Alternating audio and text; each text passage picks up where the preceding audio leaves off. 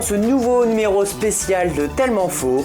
Aujourd'hui, nous allons nous orienter vers des faits historiques qui se sont réalisés dans l'histoire. Comme d'habitude, ce que nous allons vous raconter aujourd'hui ne vous servira absolument à rien dans votre journée, mais on va vous les raconter. On commence aujourd'hui par Quentin qui s'est fait bannir d'Orage.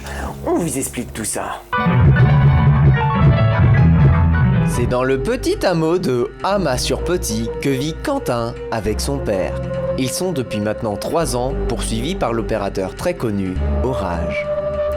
C'est en 1951 que Josiane, née en 1923, la mère de Quentin, a joué à un petit jeu.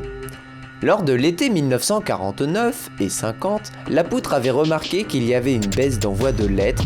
C'est 10 ans avant que les téléphones arrivent en France par l'intermédiaire de la Direction Générale de la Télécommunication.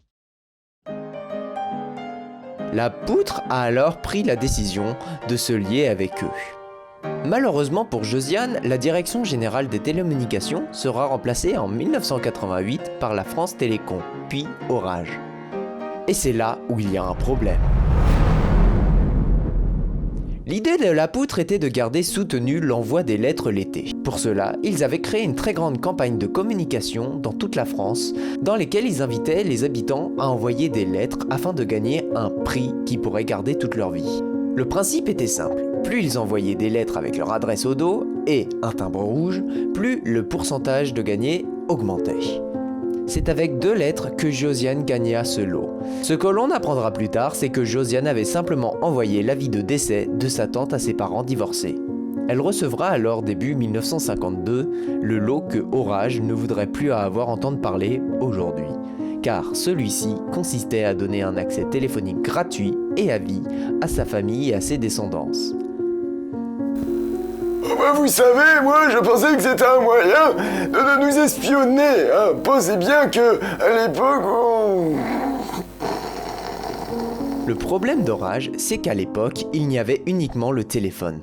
Le contrat montre bien que cette promotion s'applique à toutes les nouvelles options qu'il pouvait s'y ajouter dans les années suivantes. Et ce, pour tous les membres de sa famille et pour toujours. C'est sur cette dernière qu'Orage n'est pas d'accord. En effet, les descendances de Josiane se comptent à près de 32 enfants. Le problème c'est qu'en 1991, Quentin venait d'avoir son dernier enfant, Théo. Après, France Télécom ne voulait plus lui accorder le droit de téléphonie. C'est 3 ans plus tard, au passage Orage, qu'on lui donna accès téléphonique. Et c'est à nouveau quand j'ai eu mon premier enfant que l'on a eu des problèmes, mais cette fois c'est vraiment allé beaucoup trop loin.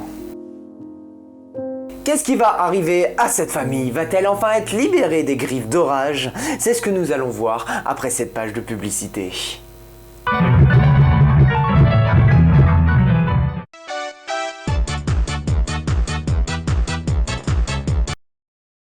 Aujourd'hui, la technologie est en phase de changement.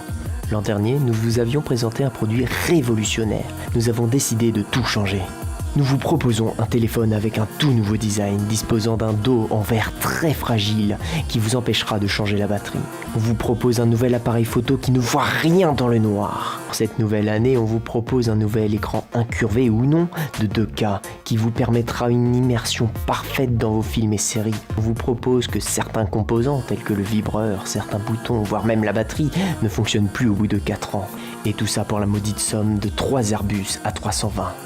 Tamtoum, la technologie toujours avec vous, mais pas pour longtemps. Si j'étais président de la République, j'aurais pas de conférence à faire à outrance. Il y aurait Le nouvel album d'Emmanuel Crafting déjà disponible dans tous vos bacs, dans toutes vos boutiques. chance, sans même de grenache.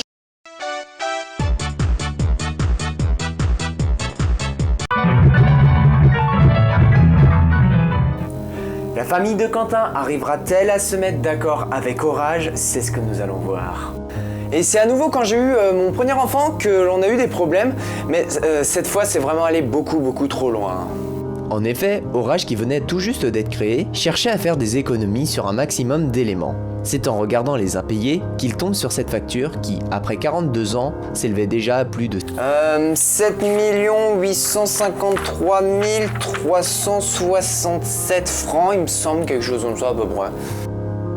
Orage, non au courant, leur envoyèrent la facture. Au moment de recevoir la facture, je m'imaginais pas que ça allait m'amener jusqu'en justice, quoi, franchement. Après avoir réenvoyé différentes lettres à leur opérateur, qui font la sourde oreille, Orage les a menés en justice où le jugement devrait arriver d'ici la semaine prochaine.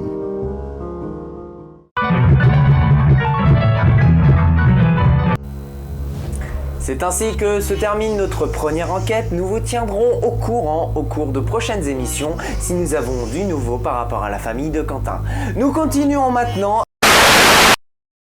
Si j'étais président de la République, j'aurais pas de conférence à faire à outrance.